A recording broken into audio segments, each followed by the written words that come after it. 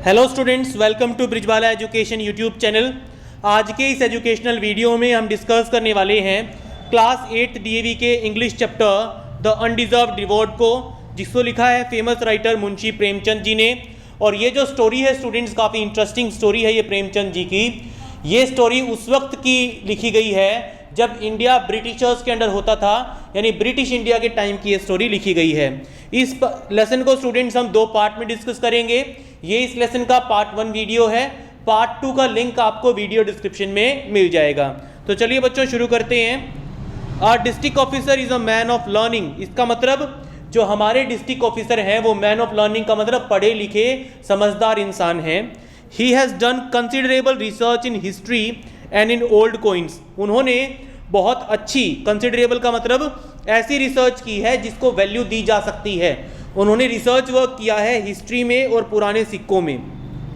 God alone knows how he finds time for it in the midst of his official duties. भगवान ही जानता है कि अपनी ऑफिशियल ड्यूटीज के टाइम पे वो इन चीज़ों का समय कैसे निकाल लेते हैं। देखिए वो क्या कहना चाह रहा है यहाँ पे प्रेमचंद जी क्या कहना चाह रहे हैं कि डिस्ट्रिक्ट ऑफिसर एक बहुत बड़ा ओहदा होता है, ठीक है। एक तरीके से वो डिस्ट्रिक्ट का किंग होता है, एक तरीके से सारे मसले संभालता है। तो इतनी सारी ड्यूटीज होने के बावजूद भी वो रिसर्च वर्क करने का टाइम कैसे निकाल लेते हैं ये तो भगवान ही जानता है। I have read his work and am a secret admirer of his. मैंने उनके काम यानी उनका रिसर्च वर्क पढ़ा है, उनके पेपर्स पढ़े हैं और मैं उनका एक सीक्रेट एडमायरर हूँ, मैं उनका एक प्रशंसक हूँ, यानी मुझे उनका काम काफ़ी पसंद है। His being the district officer is however a barrier between us। लेकिन उनका डिस्ट्रिक्ट ऑफिसर होना हम दोनों के बीच में एक रुकावट का काम करता है। I am certain that if I take the initiative in meeting him, it would as usual be misconstrued। अगर मुझे इस बात का पक्का पता है कि अगर मैं उनसे मिलने की कोशिश करूं, उनसे मिलने की पहल करूं, इनिशिएटिव का मतलब यहाँ पे है पहल, अगर मैं उनसे मिलने की पहल करूं तो ये बात मिसकंस्ट्रूड यानी गलत समझी जाएगी। मेरे बारे में ऐसा समझा जाएगा कि डिस्ट्रिक्ट ऑफिसर की तारीफ करके मैं उनका फायदा उठाना चाहता हूं। And I am not prepared for this any cost at any cost. और मैं इस बात के लिए किसी भी तरीके से तैयार नहीं हूं कि लोग मेरे बारे में कोई गलत समझें, मिसअंडरस्टैंडिंग हो इस तरह की कोई। I am one of those who are even against inviting government officials to preside over public functions. मैं उन लोगों में से हूं जो सरकारी ऑफिशियल्स को, सरकारी अफसरों को पब्लिक फंक्शंस में बुलाने के खिलाफ हैं, ठीक है। मैं उन लोगों में से हूं जो सरकारी ऑफिसर्स को पब्लिक फंक्शंस में बुलाने के खिलाफ हैं। मैं इस बात को अच्छा नहीं मानता। Whenever I hear that a school, a hospital or a widow's home has been named after a governor, I feel sorry at the mentality of my countrymen।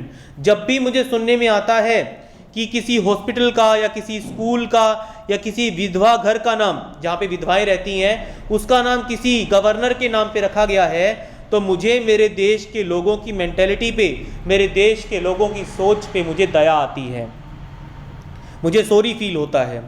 One day I was asked by the British officer to come and see him।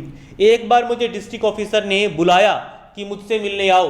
अब ये जो district officer का जो invitation यहाँ पे students आया है narrator को, वो कोई ऑफिशियल इनविटेशन नहीं है, ये एक तरह का पर्सनल इनविटेशन है। I found myself in a predicament। मैंने अपने आप को एक डिफिकल्ट सिचुएशन में पाया। प्रेडिकामेंट का मतलब ऐसी सिचुएशन, अनकंफर्टेबल सी सिचुएशन, अनप्लेजेंट सी सिचुएशन, डिफिकल्ट सिचुएशन में मैंने अपने आप को पाया। जिन भी फ्रेंड से मैंने कंसल्ट किया, सलाह मांगी, उन्होंने मुझे सलाह दी कि मुझे नहीं जाना चाहिए। Their argument was that if it had been in connection with some official matter I would have had no choice. उन्होंने क्या आर्ग्यूमेंट दिया, मैंने अपने कुछ दोस्तों से पूछा कि मुझे डिस्ट्रिक्ट ऑफिसर ने बुलाया है, मुझे क्या करना चाहिए, तो मेरे ज़्यादातर दोस्तों ने ना कह दिया। उन्होंने कहा कि अगर आपको ऑफिशियली बुलाया गया होता, किसी ऑफिशियल मैटर पे बुलाया गया होता, तो आपके पास कोई चॉइस नहीं थी। लेकिन इस केस में आपको एक प्राइवेट इंटरव्यू के लिए, एक पर्सनल मीटिंग के लिए बुलाया गया है और आपके लिए जाना ऑब्लिगेटरी नहीं है, कंपलसरी नहीं है, ज़रूरी नहीं है आपके लिए जाना। उन्होंने ये भी सजेस्ट किया कि मुझे अपने पास बुला के डिस्ट्रिक्ट ऑफिसर ने मुझे इंसल्ट किया है। समन का मतलब बुलाना, मुझे इस तरीके से बुला के अपने पास डिस्ट्रिक्ट ऑफिसर ने मुझे इंसल्ट किया है, अगर वो मुझसे मिलने में इतने ही इंटरेस्टेड थे, इतने ही कीन थे, तो वो मेरे पास क्यों नहीं आ जाते मिलने के लिए। कुछ दोस्तों ने मुझे ऐसा कहा। When will these Indian officers realize that outside the office they are as good as or as bad as any other person? कब ये डिस्ट्रिक्ट ऑफिसर्स, कब ये इंडियन ऑफिसर्स इस बात को महसूस करेंगे कि अपने ऑफिस से बाहर वो किसी भी आम आदमी की तरह अच्छे या बुरे हैं, किसी भी आम आदमी की तरह होते हैं। ऐसा मेरे दोस्तों का कहना था। Probably they do not forget that they are officers even when they are with their wives. शायद ये लोग भूल नहीं पाते हैं कि ये डिस्ट्रिक्ट ऑफिसर हैं जब ये अपने वाइफ्स के साथ होते हैं तब भी, यानी जब अपने घर में होते हैं शायद अपने घर में भी ये डिस्ट्रिक्ट ऑफिसर की तरह ही बिहेव करते होंगे, किसी सरकारी ऑफिसर की तरह ही बिहेव करते होंगे। Another friend who kept a treasure chest of jokes about government officers, एक और दोस्त जिसके पास एक पूरा खजाना था चुटकुलों का गवर्नमेंट ऑफिसर्स के बारे में। एक ऐसा दोस्त मेरा जिसके पास सरकारी ऑफिसर्स के बारे में हमेशा चुटकुले होते थे। उसने क्या कहा, उसने एक स्टोरी सुनाई। उसने एक ऑफिसर की स्टोरी सुनाई जो अपने इन लॉज यानी अपने ससुराल गया अपनी वाइफ को लेके आने के लिए। जब उसके ससुर जी ने, जब उसके फादर इन लॉ ने कहा कि मेरी बेटी को 1 महीने के लिए और मेरे पास छोड़ दो, मैं उसके साथ और वक्त गुजारना चाहता हूँ, तो ऑफिसर वापस आ गया, एनरेज्ड यानी गुस्सा होकर वापस आ गया और अपने फादर इन लॉ की गिरफ्तारी के लिए समन्स भेज दिए। गिरफ्तार करके लाओ मेरे फादर इन लॉ को, समन्स भेज दिए उसके पास। अगले दिन वो बेचारा बूढ़ा आदमी अपनी बेटी के साथ आया और उस ऑफिसर से माफ़ी मांगी और अपनी बेटी को उसके पास छोड़ दिया। उस अकॉर्डिंग मेरे दोस्त के विचारों के हिसाब से जो ये डिस्ट्रिक्ट ऑफिसर्स होते हैं स्नूटी लॉट, ये स्नूटी लॉट होते हैं। स्नूटी का मतलब है जो अपने से बड़ा किसी को नहीं समझता, ठीक है। He advised me to keep away from them, और मेरे उस दोस्त ने मुझे सलाह दी कि तुम इन डिस्ट्रिक्ट ऑफिसर से दूर ही रहो। His opinion was that since I was not interested in being appointed a naib tehsildar और recommendation for my son, there was precious little that I could expect to gain from his acquaintance. मेरे दोस्त ने क्या कहा, मेरे दोस्त ने कहा क्योंकि मुझे नायब तहसीलदार लगने में कोई दिलचस्पी नहीं है, मुझे अपने बेटे के लिए कोई सिफारिश नहीं चाहिए, इसीलिए बहुत कम ऐसी सिचुएशंस आएंगी जब मैं अपने दोस्त की जानकारी, एक्वेंटेंस का मतलब होता है जानकारी से फ़ायदा उठा सकूंगा। यानी मेरे उस चुटकुले सुनाने वाले दोस्त ने कहा कि तुम्हें डिस्ट्रिक्ट ऑफिसर के पास नहीं जाना चाहिए क्योंकि उसके साथ जानकारी करके, उसके साथ जान पहचान करके तुम्हें कोई फ़ायदा नहीं होने वाला।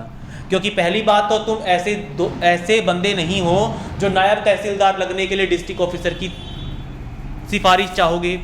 तुम ऐसे बंदे भी नहीं हो कि अपने बेटे की नौकरी को लेके उसकी सिफारिश करवाओगे। तो तुम जैसे बंदे के लिए डिस्ट्रिक्ट ऑफिसर की जान पहचान किसी काम की नहीं है, इसीलिए तुम्हें डिस्ट्रिक्ट ऑफिसर के पास जाना नहीं चाहिए, उसके पास जाने का मन नहीं बनाना चाहिए। ऐसा मेरे दोस्त ने मुझे सुझाव दिया। If I wrote a story on an article which was considered seditious, I would anyhow be arrested. And अगर मैंने एक ऐसी स्टोरी, ऐसी आर्टिकल लिख दिया जो सेडिशियस का मतलब सरकार के खिलाफ, अगर मैंने सरकार के खिलाफ कोई स्टोरी या कोई आर्टिकल लिख दिया तो मुझे अरेस्ट कर लिया जाएगा। And no mercy would be shown to me merely because I knew the district officer, और मेरे ऊपर कोई दया नहीं दिखाई जाएगी क्योंकि मैं डिस्ट्रिक्ट ऑफिसर का दोस्त रह चुका हूं। देखिए क्या कहा जाएगा मेरे बारे में, क्या कहा जाएगा कि डिस्ट्रिक्ट ऑफिसर का दोस्त होने के बावजूद भी तुमने ऐसा काम किया सरकार के खिलाफ, इस वजह से मेरे ऊपर कोई दया नहीं दिखाई जाएगी अगर मैंने कोई आर्टिकल लिख दिया ऐसा तो। However, I did not follow the wise counsels of my friends, लेकिन मैंने अपने दोस्तों की इन wise counsels, इन बुद्धिमानी भरी सुझावों को नहीं माना। To turn down a request merely because it was from the district officer appeared to me against all canons of good manners. किसी की रिक्वेस्ट को सिर्फ इस वजह से मना कर देना कि वो डिस्ट्रिक्ट ऑफिसर की तरफ से आई थी, ये मेरे प्रिंसिपल्स के, मेरे नियमों के, मेरे सिद्धांतों के खिलाफ था। कैनन्स का मतलब प्रिंसिपल्स, ठीक है, मेरे सिद्धांतों के खिलाफ था, मेरे मैनर्स के खिलाफ था किसी भी रिक्वेस्ट को इसलिए टर्न डाउन कर देना कि वो डिस्ट्रिक्ट ऑफिसर की तरफ से था, मुझे सही नहीं लगा। Undoubtedly if he had come to see me I would not have led to any loss of prestige for him. बिना किसी शक के अगर वो मुझसे मिलने आता तो शायद उसकी प्रेस्टीज का लॉस तो नहीं होता, उसके लिए तो कोई नुकसान नहीं होता।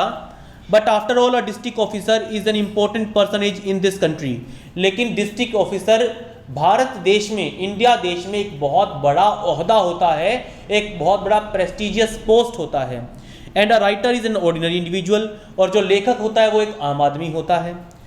It is not like England और अमेरिका, ये इंडिया है, इंग्लैंड और अमेरिका की तरह नहीं है, जहाँ पे प्राइम मिनिस्टर भी किसी राइटर के पास जाना अपने लिए एक सम्मान की बात समझेगा। ऐसा अक्सर इंग्लैंड और अमेरिका में होता होगा, इंडिया में राइटर्स की उतनी इज्जत नहीं है। ये इंडिया है जहाँ पे पोइट्स जो हैं वो हर अमीर आदमी के आसपास झुंड बना के इकट्ठा रहते हैं। थ्रोंग टू का मतलब झुंड बना लेते हैं, झुंड में आते हैं किसी भी अमीर आदमी के आसपास। Where writers go uninvited to coronations in the hope of getting a reward, जहाँ पे राइटर्स बिना बुलाए ही कोरोनेशंस का मतलब राज्याभिषेक में, जब भी किसी राजा को, राजकुमार को या किसी इंपॉर्टेंट पर्सन को कोई ऑफिसर की पोस्ट दी जाती है तो वो उस कोरोनेशन में चले जाते हैं बिना बुलाए ही कि शायद उनको ही कोई अवार्ड मिल जाए। He is the district officer, वो आखिरकार डिस्ट्रिक्ट ऑफिसर है, मैंने अपने आप से कहा। और तुम एक ऑर्डिनरी राइटर हो, तुम एक साधारण से लेखक हो। When you are so proud of yourself, why shouldn't he be? अगर तुम लेखक हो के अपने आप पे इतना गर्व महसूस करते हो तो सोचो वो कितना गर्व महसूस करता होगा, वो तो तुमसे कहीं ऊपर है, वो तो डिस्ट्रिक्ट ऑफिसर है। He is the virtual king of the district, एक तरीके से वो देश का वर्चुअल किंग है, डिस्ट्रिक्ट का वर्चुअल किंग एक तरीके से। वो वर्चुअल किंग का मतलब वो राजा तो नहीं है लेकिन राजा से कम भी नहीं है, उसके पास वो सारी जिम्मेदारियां हैं जो किसी राजा की होती हैं। Whether you call it weakness, foolishness or pride, it is understandable in a man of his position। बेशक आप उसको इसकी कमजोरी कहो, बेवकूफ़ी कहो या उसको अपनी पोस्ट पे गर्व कहो, लेकिन ये बात समझने लायक है कि इतना बड़ा पोस्ट पे, इतनी बड़ी पोस्ट पे बैठा हुआ आदमी अपने आप में गर्व तो महसूस करेगा ही, गौरवान्वित तो होगा ही अपने आप में। And besides if he had come to your house wouldn't have created a first class problem for you. और इसके अलावा अगर वो तुम्हारे घर पे आ जाता तो तुम्हारे लिए एक फर्स्ट क्लास प्रॉब्लम हो जाती, एक बहुत बड़ी समस्या हो जाती तुम्हारे लिए। क्या समस्या हो जाती? There is not even a decent chair in your house। तुम्हारे घर में तो एक डिसेंट सी चेयर भी नहीं है जो तुम उसको बैठने के लिए दे सको। तो अगर वो तुम्हारे घर पे आ जाता, तुम्हें ना बुला के तुम्हारे घर पे आ जाता तो तुम्हारे लिए प्रॉब्लम खड़ी हो जाती। You are used to 24 for 3 pies bidis.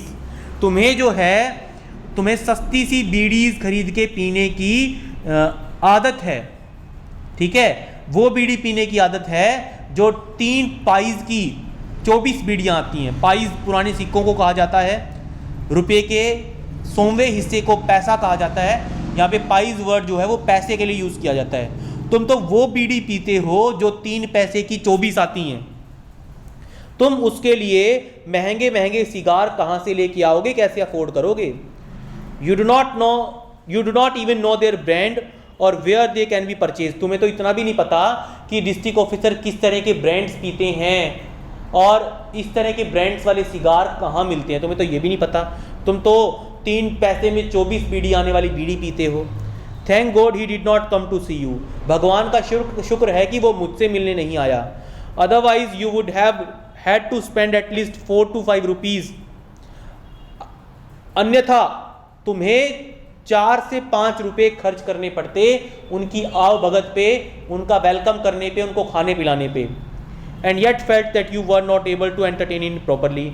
और इतना पैसा खर्च करने के बावजूद भी तुम्हें लगता कि तुमने डिस्ट्रिक्ट ऑफिसर को प्रॉपरली एंटरटेन नहीं किया, प्रॉपरली वेलकम नहीं किया, प्रॉपरली खाने वगैरह के लिए नहीं पूछा। ठीक है, 4-5 रुपए स्टूडेंट्स उस वक्त में बहुत बड़े होते थे, बहुत ज़्यादा होते थे। एंड इफ दो through your bad luck his wife also came, would your wife be able to entertain her? और अगर तुम्हारी बुरी किस्मत की वजह से उसकी वाइफ भी उसके साथ आ जाती तो क्या तुम्हारी वाइफ उसको एंटरटेन कर पाती? One can live in one's own house in rags, but can any self respecting person bear the thought of making his poverty a topic of drawing room conversation of for others? अपने घर में कोई चिथड़ों में भी रह सकता है. One's own house in rags, rags का मतलब चिथड़ों में, फटे पुराने कपड़ों में. अपने घर में कोई फटे पुराने कपड़ों में भी रह सकता है, लेकिन कोई भी सेल्फ रिस्पेक्टिंग पर्सन क्या अपनी गरीबी का मजाक किसी दूसरे के ड्राइंग रूम में सुनना चाहेगा? अब स्टूडेंट्स इस लाइन का मतलब क्या है मैं आपको समझाता हूँ. अगर डिस्ट्रिक्ट ऑफिसर अपनी वाइफ के साथ राइटर के घर आ जाता, राइटर और राइटर की वाइफ फटे पुराने कपड़ों में मिलती, और ऐसा हाल देख के शायद डिस्ट्रिक्ट ऑफिसर और उसकी वाइफ अपने घर जाके जरूर मेरी गरीबी के बारे में बातें करते, और कोई भी सेल्फ रिस्पेक्टिंग पर्सन इस बात को पसंद नहीं करेगा. You would not have been able to utter a word before his wife and would have prayed for the earth to open up and take you in. अगर उसकी वाइफ आ जाती तो तुम एक वर्ड भी उसकी वाइफ के सामने नहीं बोल पाते. टू अटर वर्ड का मतलब एक वर्ड भी उसकी वाइफ के सामने नहीं बोल पाते, और दुआ करते कि खास धरती फट जाए और मुझे अपने अंदर ले ले. तुम्हें इतनी बेइज्जती महसूस होती अगर डिस्ट्रिक्ट ऑफिसर और उसकी वाइफ आ जाते, तुम्हें इतनी बेइज्जती महसूस होती थी कि तुम कल्पना करते कि यह धरती फट जाए और अपने आगोश में ले ले मुझे अपने अंदर ले ले. With all these conversations in mind, इन सारी बातों को दिमाग में रख के I decided to go and visit the district officer. ठीक है, इन सारी बातों को दिमाग में रख के मैंने डिसाइड किया कि मेरा डिस्ट्रिक्ट ऑफिसर के पास जाना ही सही रहेगा, क्योंकि मेरे पास उतने साधन नहीं है कि मैं उन्हें और उनकी वाइफ को अपने घर पे बुला के एंटरटेन कर सकूं अच्छे से. I stayed with him for some time, मैं कुछ टाइम तक उनके पास रहा. हमने कुछ जनरल सी चीज़ों के बारे में बात की, मतलब जिस तरीके से दोस्त आपस में पर्सनली बातें करते हैं उस तरह की बातें की. उसका बिहेवियर ऐसा था कि मुझे कंप्लेन करने का कोई रीज़न नहीं दिखाई दिया. यानी वो डिस्ट्रिक्ट ऑफिसर तो था, लेकिन वो मुझसे इस तरीके से मिला जैसे आमतौर पे दोस्त मिलते हैं. Although I did not attach any importance to this meeting, मैंने इस मीटिंग के बारे में किसी से कोई सलाह वगैरह नहीं की, यानी इस मीटिंग का जिक्र मैंने अपने दोस्तों से नहीं किया. लेकिन लोगों को इसके बारे में जल्दी ही पता चल गया. अरे प्रेमचंद तो डिस्ट्रिक्ट ऑफिसर का दोस्त है, डिस्ट्रिक्ट ऑफिसर से मिलने गया था वो तो. और कुछ सर्कल्स में, कुछ ग्रुप्स में ऐसा कहा जाने लगा कि मैं डिस्ट्रिक्ट ऑफिसर का बहुत अच्छा दोस्त हूँ. यानी बात बढ़ते बढ़ते, मैं तो डिस्ट्रिक्ट ऑफिसर से वैसे ही मिलने मिलाने गया था उसके कहने पे, क्योंकि वो भी राइटिंग्स में इंटरेस्टेड था और मैं भी एक अच्छा राइटर था उस वक्त का, तो मैं उससे वैसे ही मिलने चला गया. अब ये बात बढ़ते बढ़ते इतनी बढ़ गई कि कुछ लोग ये बात यहाँ तक कहने लगे कि मैं डिस्ट्रिक्ट ऑफिसर का सबसे चहेता दोस्त हूँ. Some even said that he consulted me on all important matters. कुछ लोग यहाँ तक कहने लगे कि डिस्ट्रिक्ट ऑफिसर हर इंपॉर्टेंट टॉपिक के बारे में, हर इंपॉर्टेंट मैटर के बारे में मुझसे सलाह लेता है, हर इंपॉर्टेंट डिसीजन लेने से पहले मुझसे सजेशन लेता है. I could have easily taken advantage of this situation, इस सिचुएशन का मैं आसानी से फ़ायदा उठा सकता था. क्यों? क्योंकि मेरे आस पड़ोस के, मेरे पहचान वाले, मेरे ग्रुप के लोग ये मानते थे कि मैं डिस्ट्रिक्ट ऑफिसर का दोस्त हूँ और मैं इस बात का फ़ायदा उठा सकता था.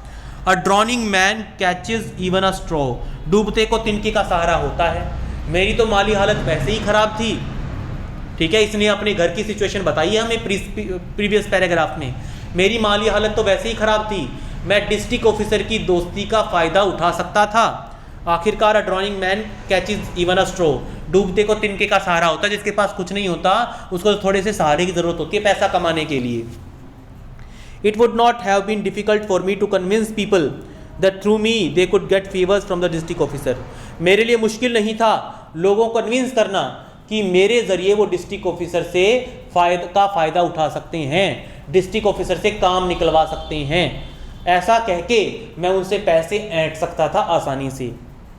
But I considered this as downright mean and dishonest, लेकिन ऐसा करना मुझे मतलबी और बेईमानी लगा. ऐसा करना मुझे मीन और डिसऑनेस्ट लगा. ठीक है, ऐसा करके मैं खुद को मतलबी और बेईमान साबित करता. Many people came to me, बहुत से लोग मेरे पास आने लगे. कुछ के पास शिकायतें होती थी पुलिस के खिलाफ, कुछ पुलिस के खिलाफ शिकायत करते थे, कुछ इनकम टैक्स ऑफिसर्स की हाई हैंडेडनेस की, भाई किस तरीके से रिश्वत मांगते हैं, किस तरीके से हमें तंग करते हैं इनकम टैक्स ऑफिसर्स, किसी की कोई उनके बारे में शिकायतें करता था। कुछ डिस्ट्रिक्ट ऑफिस में होने वाले भेदभाव की शिकायत करता था कि मैं डिस्ट्रिक्ट ऑफिस में गया था और इस तरह का भेदभाव हुआ मेरे साथ। ठीक है, कुछ लोग कहते थे कि डिस्ट्रिक्ट ऑफिसर में अनडिजर्विंग लोगों को प्रमोशंस दी जा रही हैं और जो मेहनत करते हैं उनको प्रमोशन नहीं दी जा रही। और उन सब लोगों के लिए मेरा एक ही आंसर होता था कि इन सब मैटर्स का मेरे साथ कोई लेना देना नहीं है, कि मेरा इन चीज़ों से कोई लेना देना नहीं है, ये सब डिस्ट्रिक्ट ऑफिसर से या डिस्ट्रिक्ट ऑफिस से जुड़ी हुई बातें हैं और मेरा इन चीज़ों से कोई लेना देना नहीं है। मैं उन लोगों को ये बातें कह दिया करता था। तो स्टूडेंट्स पार्ट 1 में इतना ही, आगे हम कंटिन्यू करेंगे पार्ट 2 में। अगर स्टूडेंट्स आप पार्ट 2 देखना चाहते हैं तो उसका लिंक आपको वीडियो डिस्क्रिप्शन में मिल जाएगा। इसके अलावा अगर आप इस चैनल पे नए हैं तो इस चैनल को सब्सक्राइब करना मत भूलिए और वीडियो को लाइक ज़रूर कीजिए स्टूडेंट्स, क्योंकि एक लाइक से आप पे कोई फर्क नहीं पड़ता, लेकिन आपके लिए, हमारे लिए आपका वो लाइक बहुत वैल्यूएबल है। तो प्लीज़ स्टूडेंट्स वीडियो को लाइक, शेयर और कमेंट ज़रूर कीजिएगा। Thank you students.